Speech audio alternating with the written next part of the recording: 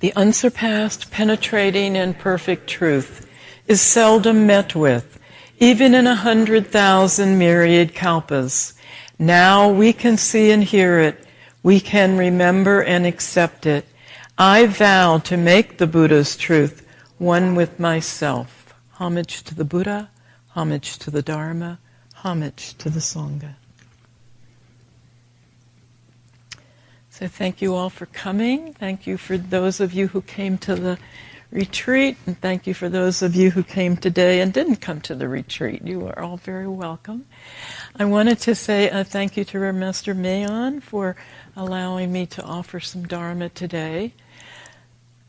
And gosh, it's been over 20 years and I still can't say this without tears. And to thank Reverend Master Ji for my being here. Her memorials are always very touching for me, as I think they are for many of us, because I had the great, I had the privilege and the honor of being asked to be her nurse chaplain during the last few years of her life. So I was with her sometimes on a daily basis. Sometimes she would get exasperated with me and I wouldn't be with her on a daily basis. But I learned a lot, most of which I learned after she died. I was going to say unfortunately, but maybe that's not true. And it came up when I was thinking about what to talk about today, that this is our continuing practice retreat. And without knowing it at the time, she was, but I'm beginning to learn it now, she was for me a prime example of continuing her practice up until the very day she died, and including when she died, which was at 2:14 in the afternoon. And when I think of continuing my own practice, I have to think about exactly what is my practice that I want to continue and what is my everyday life. I'm going to talk a little bit more about what I observed in Reverend Master Jiyu, but I want to answer that question because I can't answer what is your continuing practice. I can only answer what is my continuing practice. And I'm a great list maker, so when I asked myself that question, I thought, well, if somebody, what would I write down? And I thought, well, precepts. I think as I get older, I don't know about wiser, but older, I can go a little more deeper in my training. I realize that precepts are really foremost for me. And I would not have thought that when I was a lay person, but for me now it is. And this is in no particular order of importance, by the way, this small list. So for me, precepts, generosity, having a generous heart, having a generous mind is important for me. And part of what I try to practice in my everyday life. Patience. Since I came with an abundance of impatience, I had no problem finding a fertile field to work in. And I think I'm getting better at that, but patience is certainly part of it. Humility, which is something I knew nothing about before I came. I actually saw a lot of humility in Reverend Master Jiyu, although the word was so foreign to me that I would not have identified it then as, this is an act of humility, or here is a humble person. I thought it was something that, Catholic monks took care of, or Catholic nuns or something. Loving kindness, or as it's sometimes called, loving friendliness, has become really important to me. What's my attitude of mind? How do I respond to people? And along with that, and in a way bigger than all the other ones, is gratitude. Being able to express my gratitude for just being here, just being alive. Forget about the fragility and the old age and et cetera, et cetera. Just gratitude for being here. This is the one opportunity I have. I often wake up in the morning sleepless because I don't sleep well at night, and have a few aches and pains and a grumpy stomach and et cetera, and I just want to burrow in bed and go back to sleep. And what I've started to do is to put my hands in gasho and say thank you. And I go through this little litany. Thank you for a bed. Thank you for a pillow. Thank you for a room of my own. Thank you for the heat in the wintertime. And particularly when I read and hear of all of the, thousands, millions, I guess, of people, refugees, homeless, and others that don't have a bed and a pillow and heat and a bathroom next door and a glass of water where they want it.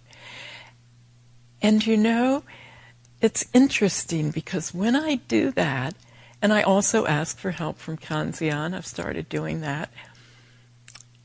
Now, in those few minutes, that grumpy gut goes away and the aches and pains go away. Have they really gone away? I don't know. Maybe they weren't really there in the first place. Who knows? But it seems to have some benevolent power, I guess I would say, for lack of a better word, that allows me or allows my attitude of mind to change from why is this happening to me, to, what can I do today? And that has made all the difference for me. Has made all the difference.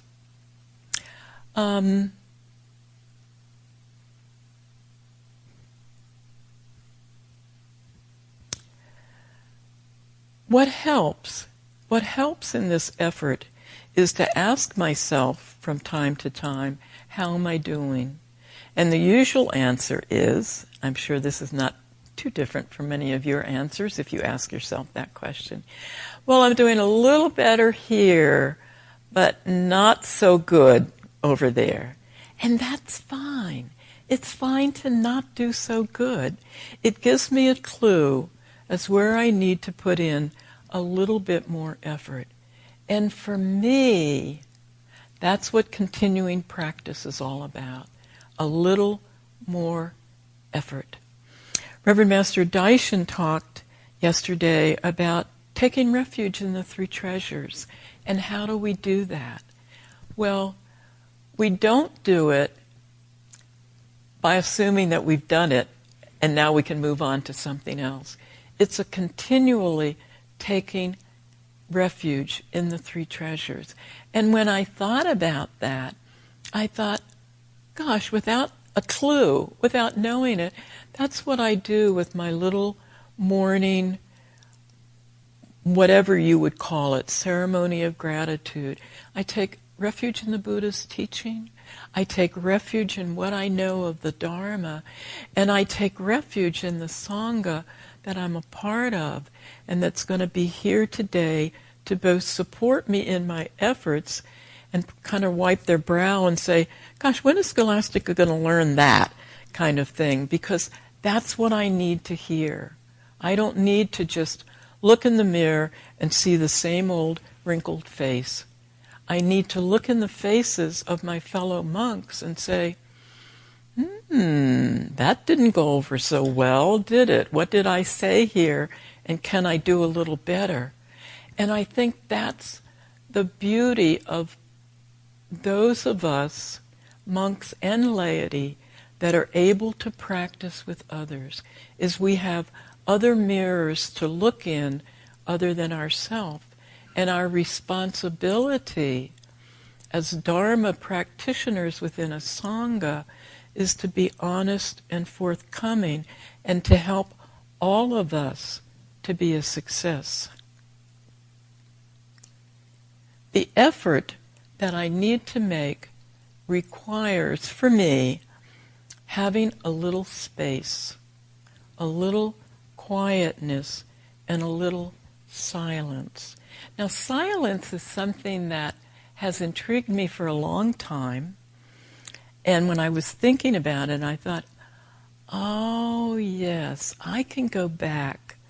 Early 60s, I think, maybe not. And there was a lovely, lovely song called The Sound of Silence. Thanks to Paul and Art for writing that and recording it. And I thought about that, and I thought, well, the sound of silence still intrigues me. And when I was at the Hermitage recently, I realized that there's a great deal of space. There is a phone, which we keep on an hour a day, but there's no phone ringing. There's no intercom. There are no bells and gongs and clappers. There's no schedule. So I have all this space. I also had a lot of quiet because it's very quiet out there. Now, I'm reminded by another monk that in the summer it's not quite so quiet out there. But in the winter, it's very, very quiet out there. And so I had space, and I had quiet, and I had a little silence. Actually, I had a lot of silence. And I could listen to the sound of silence.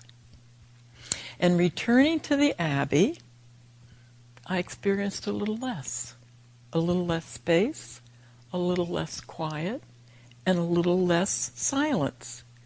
And I also experienced a little more irritation, and a little more judgment, and a little more comparison.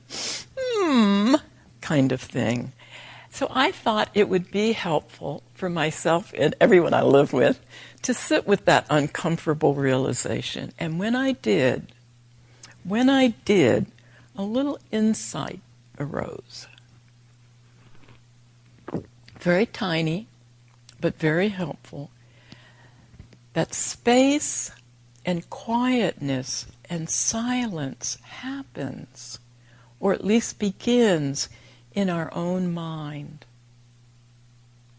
It happens in our own mind. We can cultivate a quiet mind. We can cultivate silence and quietness and stillness. And it's surprising what we'll see and hear when we simply look and listen without the mind interpreting everything you see and hear. And I've had some good opportunities to say, oh, this is what this is all about. One of them was the other night, must have been about 3 a.m, and I woke up because I thought it was daylight and time to get up, but it wasn't. It was the full moon on the snow outside my window, and I was so enchanted with it. I drew back my drapes and I opened the window and I just leaned out. After a while I realized it was pretty cold and I drew back in, but within those few minutes there wasn't anything there except the snow and the silence and that wonderful bright moonlight. And I don't remember thinking, oh, this is wonderful, there's a bright moon and there's snow and there's silence. It was just there, and I just appreciated it. And my other snow experience was looking out the window the other morning when we had just gotten snow, so even the apple tree outside my window probably had 2 or 3 inches of snow, and I thought, that's really beautiful. I just sat there looking out at it, and then I realized that in the apple tree, amidst the gray and black and white, there was a little blob of red. And I looked, and it was a robin, just sitting there on the branch. And at first I didn't know it was a robin because the lower part of it was all white, and I couldn't identify it. And then I thought, oh, it's because it's up to its breast in snow. But it was sitting comfortably there. It wasn't doing anything. It was just being a robin, sitting on a branch in the snow. And for the moment, just the teeniest moment, I was just looking at that robin, and I wasn't thinking about it. I thought about it later, but I wasn't then. So making a little space in our own minds, having a quiet mind, can really enable us, in my opinion, to put the Buddha's teaching into practice. In a lovely, lovely book that some of you may be familiar with, it's by Kosho Yoshiyama Roshi, and it's How to Cook Your Life. How to Cook Your Life. And it's subtitled From the Zen Kitchen to Enlightenment, and it's based on Dogen's classic Instructions for the Zen Cook. And I'm going to talk about that a little bit later. But what he said in there is, mind is the place where we practice the Buddha's way. Mind is the place where we practice the Buddha's way. Now, obviously, we practice it with our body, with our speech, with our behavior, but mind is where it starts. Having been here these many years, I am still blessed with having a whole trunkload of opinions. And I say that I'm blessed because it gives me something to work with. And certainly the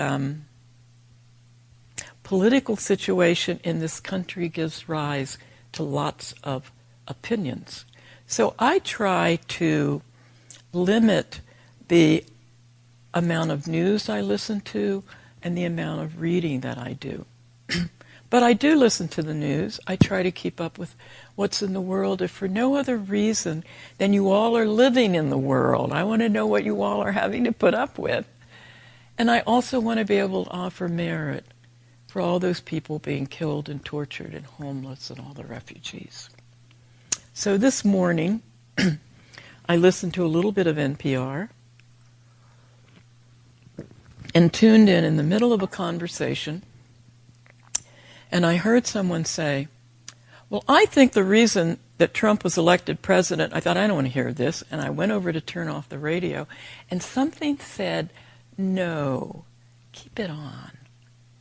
And it turned out to be a discussion in Pennsylvania. I don't remember the name of the town, but it's in the coal country part of Pennsylvania. And the interview was with people who, I guess I could say, honestly, would be on the opposite side of the political spectrum than I am when I vote. And it was really interesting to me because when something's said, there's something here, H-E-R-E, for you to hear, H-E-A-R, I kind of calmed down and I just sat there and listened. And you know, they talked about what it meant to them to have the current legislative activity, the current executive activity, the current judicial activity. And you know, by the end of listening to that, I could understand where they were coming from. It made sense to me. It wasn't what I believe, and it wasn't what I agree with, but I could understand it, and I could say, oh, yes, if I were them in their place with their family background and their job background and etc., I would feel the same way. And I thought, isn't it amazing what a little space and a little stillness will do? And I think back to Reverend Master Jiyu in those final, we didn't know it at the time, but in those final days of her life, she was not able physically to sit in formal meditation. And yet it seemed to me, although we all tried to be very quiet, monks coming and going, and yet when I'd walk into her den thinking she was asleep, I'd creep in quietly, sit down in a chair, and try to be still. I'd only been a monk for a couple years. This was really difficult. And as soon as I'd sat down and got myself comfortable, she would say, hello, lass, how are you doing? And I think, oh my God, I've woken her up. And then I realized she hadn't been asleep. She was just meditating. She was just sitting there in her den, meditating. And I realize now what I didn't realize then was that the stillness that for me always surrounded her, regardless of what else was happening, came from within. It didn't come from without. I'm not saying it didn't make a difference to her to have, everything in chaos or everything still. But the stillness that I sensed from her came from within, not from without. The other things that I observed in her, a little bit then, but a lot looking back, was patience. There was a lot of patience there, which was fortunate for me, probably for all of us. There was generosity, but it was a kind of generosity I wasn't accustomed to. I thought of generosity as making donations to some worthwhile charity. Her generosity was bigger than that. It was giving people the benefit of the doubt, expecting that they had a good intention, and she was going to support that. Kindness, a concern for others' welfare. Here she is, with lots of physical problems. At that time, needing a wheelchair and needing help getting in and out and all this sort of thing. But her concern was for others' welfare and for their success in training as a Buddhist monk. This was totally outside my realm. And when I watched her day after day after day, and I would think, okay, she's going to lose her temper any time now. And she may have. I wasn't with her 24 hours a day. And she certainly got exasperated. And she certainly got irritated. And I think she got a little impatient sometimes. But she always ended up by putting her hands in Gassho and saying, thank you. May I do as much when I'm dying.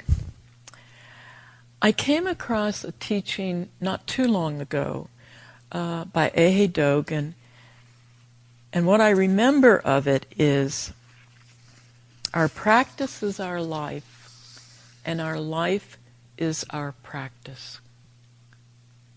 So that was helpful to me because it brings it all home, doesn't it? It's not what you do as my congregation. It's not what my teachers and master do. It's not what our government does.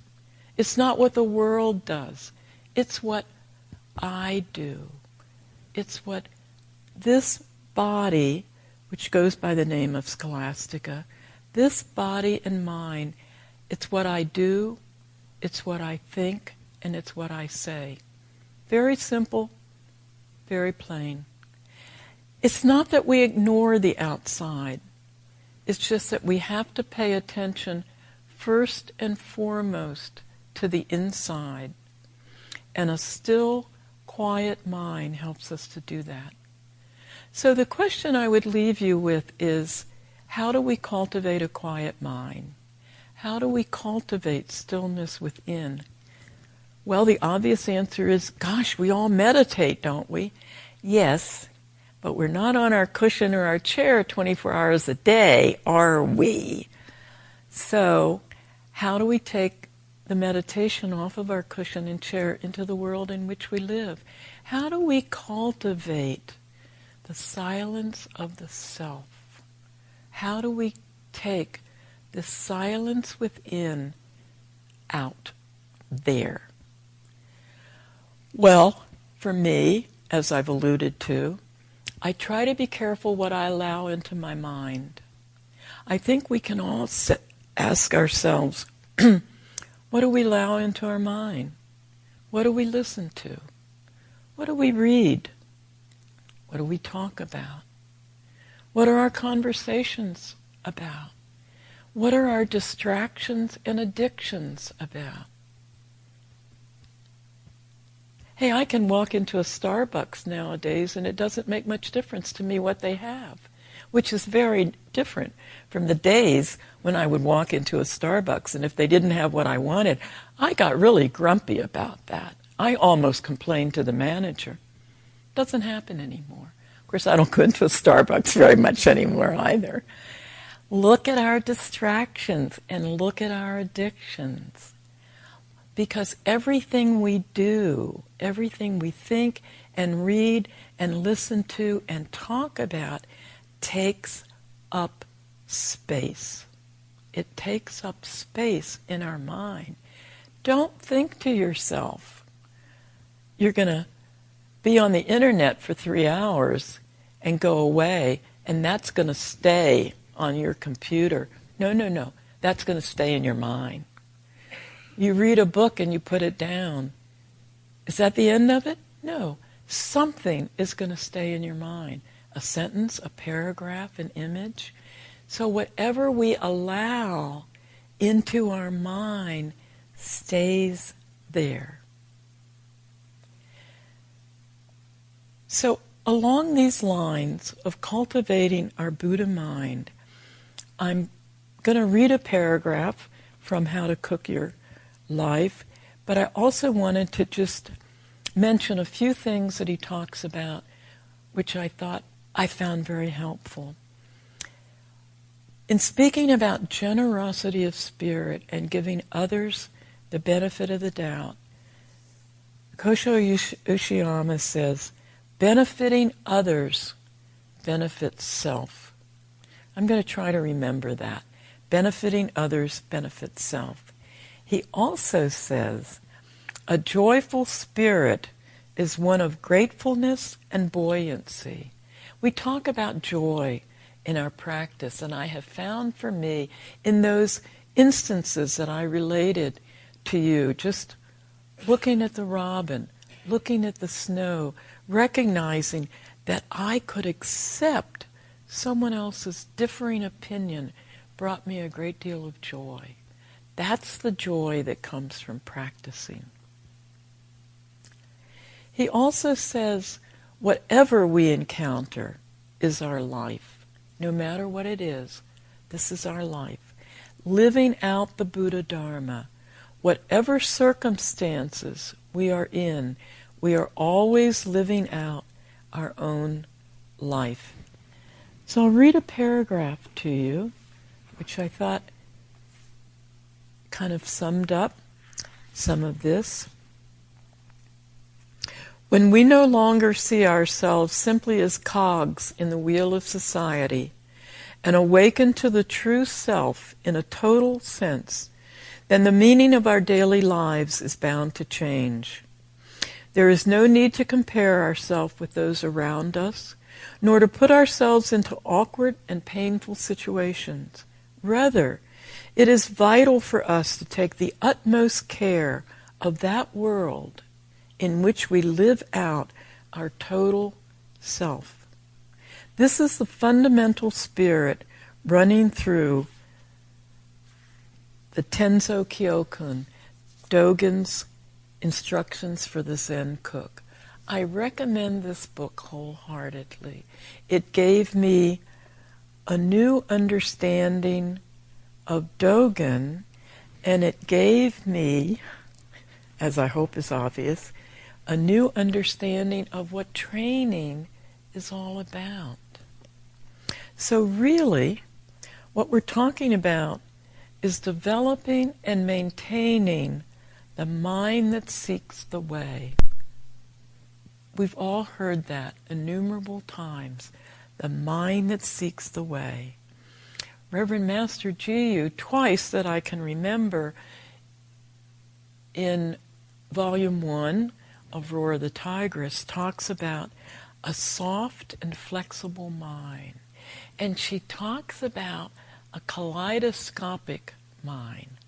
Well, if you've ever looked through a kaleidoscope, even if it's really teeny, you need a little space for things to change, for the colors to merge into each other, for the designs and the patterns to develop. You need a little space. I've heard other Zen teachers refer to the mind that seeks the way as the big mind. And I like that, the big mind.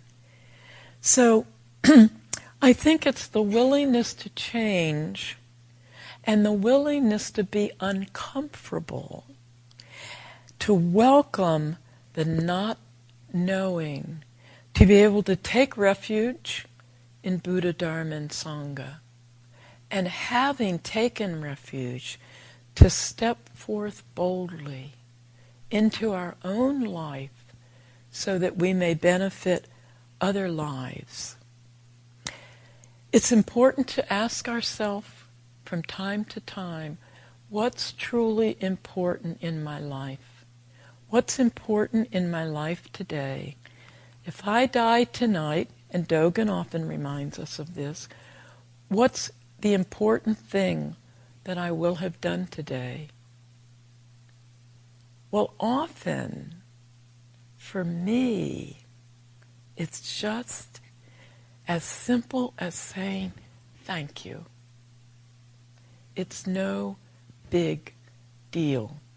But we need to ask ourselves what's important in our own life in this particular lifetime today to live the Buddha Dharma. I mean, as the saying goes, if not right here, where? And if not now, when? When? So I wish you a safe journey home, wherever that may be, and may you all be well and happy. Thank you for coming.